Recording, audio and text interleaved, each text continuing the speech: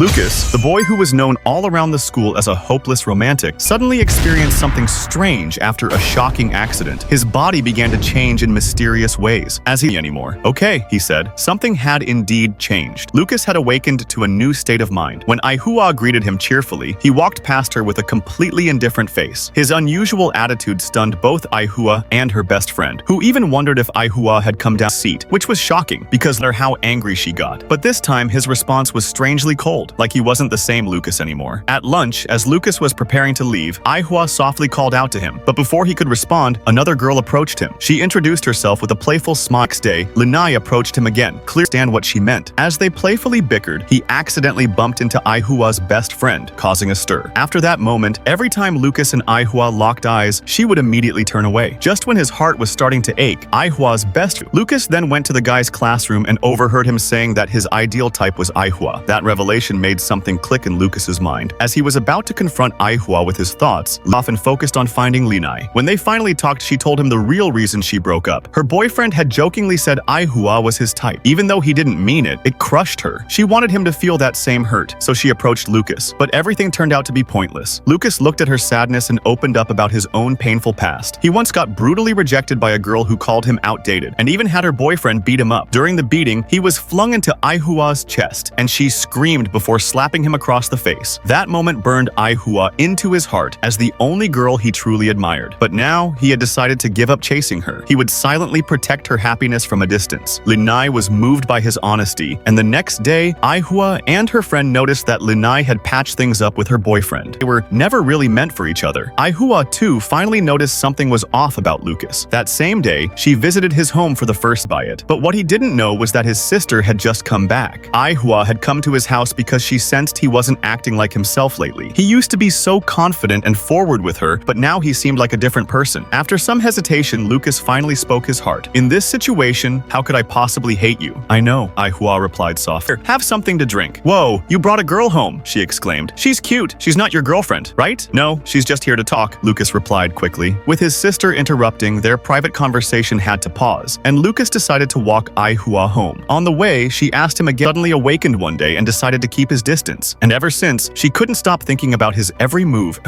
If Lucas didn't visit her house, she would feel upset. If he spoke to another girl, jealousy would flare up inside her. One day, Xiaogi appeared before Lucas in her summer uniform, and Lucas told her not to dress so lightly. His heart couldn't take it. That outfit, he warned, would lower her defense level from the highest to the lowest. But instead of caring about that, Xiaogi cheekily teased him to go admire Xiachuan's summer look instead. Ah, Xiachuan's summer outfit, she squealed. It was a gift from their teacher. Lucas casually asked about her weekend visit to Xiachuan's house, and as Xiaogi scrolled through her phone photos, she suddenly noticed that Xiachuan hadn't looked happy that day. She reminded Lucas that he hadn't spoken to her yet today. Lucas said they were sitting too far apart to chat, and now that things had become more natural between them, he didn't want to ruin it by returning to his clingy ways. Most importantly, if he got too close, he wouldn't be able to admire Xiachuan's limited edition summer outfit from a proper distance. You pervert, she yelled. So cute. Pervert, pervert. Later, Lucas saw a picture of Xiachuan's little sister through another guy who had secretly sent the photo to his own younger sister. Since that sister had a chest fetish, she asked Lucas to spy on her brother for her. Unlike the guy's quirky little sister, Lucas's own sister was cold and distant toward him. She never interfered in his life and even messaged him not to help the student council anymore. Lucas realized they hadn't spoken all week, but they hadn't fought either, which made it all feel strange. Yamazaki came to complain about switching seats, but it helped Lucas bond with Guhei. Seeing Lucas alone and quiet, Guhei invited him to hang out with the group. Everyone noticed Lucas had become more low-key lately, and he explained that he had to sit in seat number 1. The girls were gossiping. They hadn't seen him and Xiachuan argue like a couple lately. Guhei asked if they had crossed the line already. After all, Lucas had been simping since middle school, and after all that time, he didn't even know where Xiachuan lived. Everyone joked that either his boyfriend's skills were lacking, or his looks were just too average. Lucas didn't agree and asked, then what about your looks? Yamazaki proudly said he was popular and even got confessed to recently. Guhei laughed and said the girl must not have been serious. Just then, Xiachuan stormed in and dragged Lucas into an empty classroom. He had no idea why she looked so upset. Thinking back to all the times he'd hovered around her like a fly, there were too many possible reasons to count, but he didn't expect the real one. Xiachuan, with tears brimming in her eyes, closed the distance step by step. Lucas begged her to give him a clue, otherwise he wouldn't even know what to apologize for. She finally admitted it. She was upset because Lucas had been talking to other girls. Embarrassed and flustered, she ran away. way. Still clueless, Lucas asked Xiaogi if talking to other girls could really make Xiaochuan angry. Then again, he thought maybe her words didn't mean what they seemed to mean. It couldn't be jealousy, right? But then why say such things? Lucas's heart itched with confusion and regret for not calling for help earlier. Xiaogi insisted he had wicked thoughts but no real courage. Suddenly, the student council president approached Lucas and said he had gone to Xiaogui after Lucas left Xiaochuan. The president mentioned that Lucas had finally given up chasing the girl he had pursued for years. His recent change wasn't really about transformation. It was more like he'd stopped doing extra things. Then, the president brought up Lucas's sister. Lucas said she was the one person in the world who cared the least about him, but in truth, she was confused by his change. Lucas didn't buy it. His sister was always the one to say painful things while bossing him around. He didn't get what the president meant. The truth was, his sister believed she had caused Lucas's transformation. She feared she had ruined her brother's precious youth. The president had noticed this long ago. His sister had always carried guilt about her brother, and no one could change her mind. Lucas was shocked to hear his sister had such a side, but this was a family issue, and he would deal with it. The president, however, had already arranged a place for them to talk. Lucas wanted to be sure. Was the president doing all this to keep his sister from being sad, or was he angry that Lucas had made her feel pain? The president didn't deny either. Lucas knew his sister was tough and would never admit anything directly, but he was done being timid. He admired the president's good looks. So many girls waved at him along the way, but even he had once fallen into despair. It was Lucas's sister who had helped him stand back up. Now he realized she had been avoiding him this whole time. If possible, he didn't want to see his family feeling down. Even that arrogant sister, her sudden appearance surprised him. Lucas said he already knew she was feeling low, and the one who told him was the student council president. Panicking, she denied it. Lucas challenged her to name 10 of her own good traits in 10 seconds. Her brain short-circuited. She couldn't name even one, but when he switched it to 10 flaws in 10 seconds, she rattled them off effortlessly. Lucas knew deep down she also thought he was just an average guy, but he didn't blame her. It was thanks to her that he saw the truth. He had one-sidedly loved Xiaochuan and one-sidedly let her go. His sister explained that she was worried because she had seen something like this before. Someone had said they gave up on love, but couldn't actually move on, and they were crushed. She feared Lucas would end up the same, and worse, feared she'd be the cause. Lucas pretended to act cool and said he wasn't someone who clings to love after letting go. His sister confessed that even her usual harsh words were never truly from the heart. Giving up on someone you liked for so long was just too sad. Her words stirred something in Lucas's DNA. She hoped he could be more confident and stop putting himself down. But then Lucas's tone suddenly shifted and he said, "Now, at this point, you're finally thinking of apologizing? From now on, will you become the gentle older sister? But in this life, I've never had an older sister who is both gentle and beautiful. Although you're usually harsh to me, boss me around without thanks, and complain about Yutang on the sofa like a queen, that's exactly the sister I love. The unreasonable, foul-mouthed sister I'm used to. Only now, when you suddenly act polite, it makes me feel uneasy." Suddenly, Xiaochuan barged in angrily, scolding Lucas for treating his sister badly and saying so many hurtful things that she must be heartbroken. Lucas was worried they'd overhear his embarrassing words, but more than that, he wondered why he was even here. Watching the two awkwardly tease and bicker, his sister realized she had overthought things. Because Lucas had said harsh words earlier that day, he brought her a meatloaf as an apology while recklessly filming her private moments. He planned to sell the footage to a guy in the student council if necessary. Naturally, his sister was welcomed with a loving curry stick. This heroine was truly amazing. Ever since Lucas stopped being an obvious simp, Xiaochuan stopped eating and drinking properly. Seeing Xiaochuan get close to her little sister Zuo reminded her of Lucas. Xiao Wei knew it was all because Lucas no longer clung to Xiaochuan, which made her restless. She believed Lucas was Xiaochuan's safe harbor, but the heroine refused to admit it. Lucas's constant pestering was annoying, but it was nice to be liked by someone. Now that Lucas had suddenly changed his attitude, Xiaochuan felt uneasy. Xiao Wei advised he should take initiative because Lucas always confided in her before. Xiao Feng reminded Lucas his hair needed a trim, or he'd look sloppy. Lucas had once cared about his appearance and worked hard to be worthy of Xiaochuan, but now he thought those efforts were useless and didn't want to get close to anyone. Yet when he saw Xiaochuan, he still called her goddess and was jealous to hear they went for cold drinks together yesterday. Xiaochuan proudly said she was glad Lucas wasn't there. It made things quieter. At lunch break, Xiaochuan wanted to find Lucas, but he suddenly left. Usually, the seats by the cafeteria were full, but today one was empty. Lucas felt nervous. Normally, a nutrition bar was enough, but today he bought 2 bars and some bread. Suddenly, the voices of 4 senior girls rang out. They seemed to be following him closely. Embarrassed, Lucas greeted them, but the 4 stopped him, asking how he could eat so calmly. Normally, he should have asked to share the table, but Lucas's refusal scared them. After all, the disciplinary committee was intimidating. The shy Yuji even invited Lucas to join and worried he shouldn't only eat snacks. Lucas was confused and thought Yuji must have a boyfriend now. It was the first time he met Xiaoling, the one who trained Yuji. Xiaoling reluctantly smiled because she thought men were all perverts who'd look at cute girls like Yuji with dirty eyes. The 4 seniors thought Lucas wasn't like that. He was a coward. They asked what he thought of Yuji's change, and he was shocked. Did she start playing some girly game? They were speechless. How could a wife play that kind of game? Lucas noticed the 4 hadn't told Yuji what he said before. He thought they wouldn't let him near her again, but in their hearts, Lucas was Yuji's savior. The key now was for Yuji to know that even the boys she feared had good points. She just needed the right chance. Lucas's previous words gave Yuji confidence and courage to take the first step. Whether he admitted it or not, he had become the reason for her change. The 4 seniors hoped Lucas could be more confident since he not only helped Yuji, but also solved their own problems. Following Lucas's advice, one patted Yuji's shoulder, telling her not to take things to heart. Yuji happily hugged him, and he was surprised Lucas was Xiao Feng's brother. They met back in 1st grade, and the day after school started, Xiao Feng dyed his hair blonde, deciding to become a gyaru, which caused a lot of trouble for the 4 seniors. Having a chest-obsessed little sister was quite the experience. Ever since Zuo's little sister saw his photo with the heroine, she bombarded him with messages whenever he wasn't home. Yesterday, she even carried a school backpack. Lucas thought his sister was cute. Zuo was speechless. Did Lucas really expect his sister to treat him gently just because she was his sister? Oh no, they couldn't say a single kind word to each other. Lucas blamed Zuo for having such a sister and still falling for someone else's little sister, but Zuo loved her own house more. His real target was Xiachuan. Lucas reacted calmly. He didn't meddle in others' affairs. No one disliked Xiachuan in this world, and it was up to her to decide. Although Lucas had no right to stop her, he'd be very cold to anyone close to her. After all, if a man suddenly appeared near the single idol she liked, anyone would hate it. He had long expected this day to come, but still hoped Xiachuan would be with a man she could respect. For that, he planned to scrutinize Zuo. After school, Lucas secretly watched Zuo and Xiachuan walk home together, but soon returned to school, grabbing Lucas by the sleeve unexpectedly. Lucas was surprised. "I thought you left. Did you forget something?" Seeing Xiachuan didn't deny it, he suggested accompanying her back. They returned to the classroom together. Xiachuan wanted to ask Lucas where he'd spent lunch break. Lucas admitted he went alone to the courtyard bench. Xiachuan didn't understand why he'd eat alone. It'd be better to eat with everyone. Lucas explained he happened to eat with the 4 senior volunteers at noon. Xiachuan was concerned about their relationship, but when Lucas said they were just ordinary senior-junior classmates, she relaxed. Lucas sensed the awkward atmosphere between them. Xiachuan then hoped he'd eat with everyone again like before. Lucas hesitated. Because of his deliberate distance, their relationship had changed somehow. Yet, during this time, Xiachuan had made new friends. He didn't want to ruin Xiachuan's youth just because he was there. For that reason, he thought maybe he should support her, Zuomu. But his body was way too honest about how he really felt. Xiachuan pointed out that Lucas's hair was messy and told him to tidy it up soon. Lucas agreed and asked her if she thought black or brown hair would suit him better. He wanted to know her opinion. Xiachuan suddenly went silent, carefully studying him, and Lucas could even smell her light fragrance. She thought both colors were nice, but if he'd had brown hair back when they first met, maybe she never would have spoken to him. Lucas understood she was talking about the day they first met, so he decided to dye his hair according to what she liked. Xiachuan, blushing, insisted it wasn't her preference at all. Meanwhile, his grades had dropped sharply, and even he thought maybe Xiachuan should make some choices, and he kept repeating the word choose in his mind. He could only sigh at how powerful falling in love was. Back then, even though he was ranked 32nd, he had the steel will to chase after Xiachuan, but ever since he awakened and stopped being a simp, even his study motivation had faded. Xiachuan, on the other hand, started doing even better once Lucas stopped chasing her, rising straight to 2nd place in the class. Watching the heroine chatting from afar, Lucas knew that in the past he would have forced his way into her group, but now he was happy just watching from a distance. As her biggest fan, he was genuinely glad to see Xiachuan growing so much. Soon, Zuomu came to show off that his grades had improved even more than Lucas's, which put Lucas into crisis mode. For an average-looking guy like him, his only weapon was good grades, and now even that edge was being stolen by sporty, handsome boys. This fired Lucas up, and he sincerely wished Zuomu would get caught offside every time he passed the ball. Since Lucas stopped being an obvious simp, classmates all thought he'd become weird, since before he was always glued to Xiachuan, and now he barely even ate with her. Lucas wasn't surprised by their reactions. He saw it coming. So if you liked this anime and want a part 2, let me know in the comments. I'll upload part 2 right away.